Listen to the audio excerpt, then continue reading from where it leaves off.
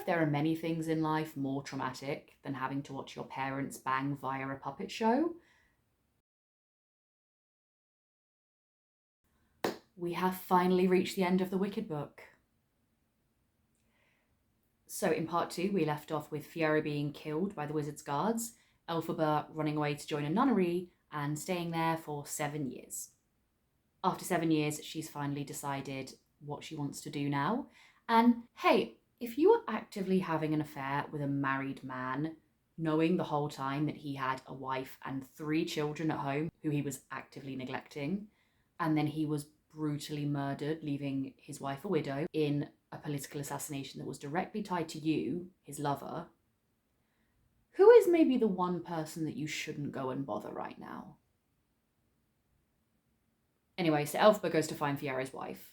What do you want from me? What the fuck do you want from me? She has this idea that she needs to confess everything and get forgiveness for what she's done. So she travels to Kiamoko, which is the castle in which Fiero's family still live, thus beginning the bit of the book that no one cares about because it was entirely cut from the musical. Sarima, who is Fiero's wife, doesn't really let elphaba confess to anything. She just kind of shuts her up every time she starts talking about Fiero. So instead of getting forgiveness, elphaba just kind of chills with them and becomes part of the family, which I guess could be sweet in a weird way, except this is also the part of the book where elphaba starts doing child murders.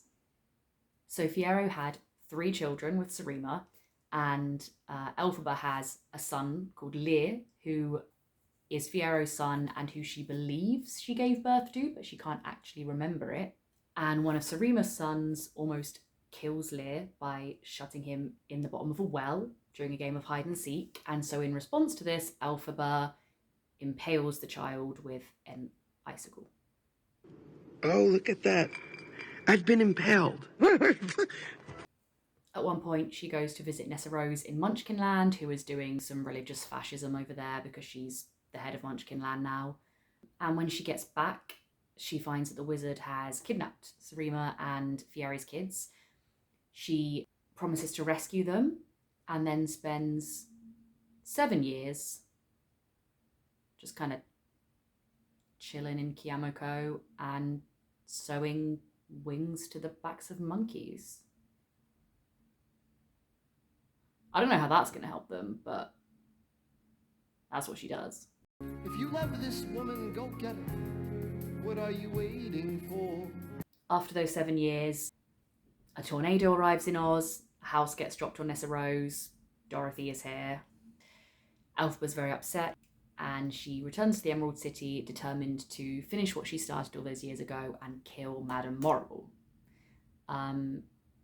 Except when she gets there, Madame Morrible's already dead due to a completely unrelated disease.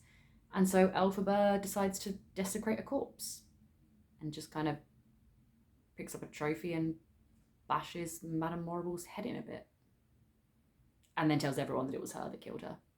I just told a lie. Hey, do you remember in part 1 I mentioned that the time dragon clock, the big dragon above the stage in the musical, is actually part of a puppet show? And when they put on puppet shows, the puppets do adult activities together.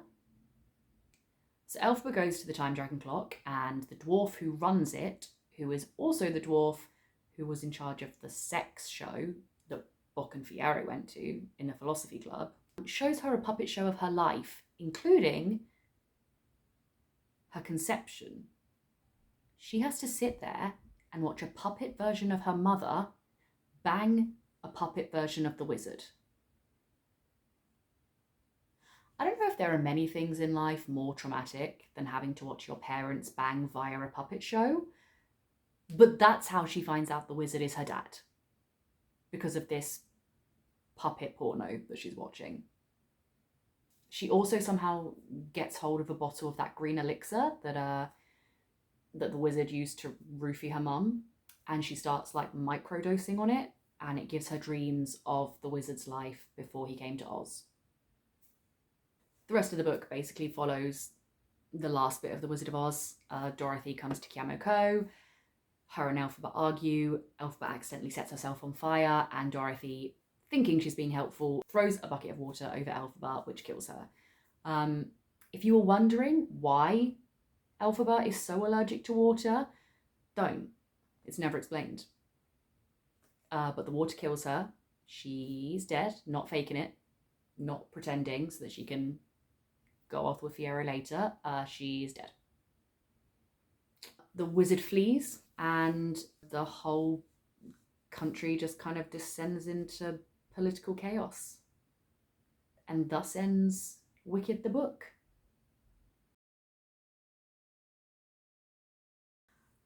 I'm really torn on what I think about this book. In the first half, I'm not gonna lie, it kind of had me. Like, it was way darker and weirder and more unhinged than the musical, but I was having a good time reading it. I was having fun. But once we've time jumped for the first time and Fiero is dead, that whole second part just kind of gets messy because all the characters we've been introduced to so far, Fiero, Bock, Glinda, Nessa, all just kind of disappear and we barely hear from them again. And then we basically get introduced to a whole new cast of characters like over halfway through the book. And so all the bits in Kiamoko with Sarima and the kids and Lear, I just kind of struggled to care about because I just felt like we'd met these characters way too late in the narrative. So I actually think they made a really good call in the musical, basically cutting that whole section, cutting all those characters and just sticking with the people that we met at Shiz and who we sort of already became invested in through that storyline.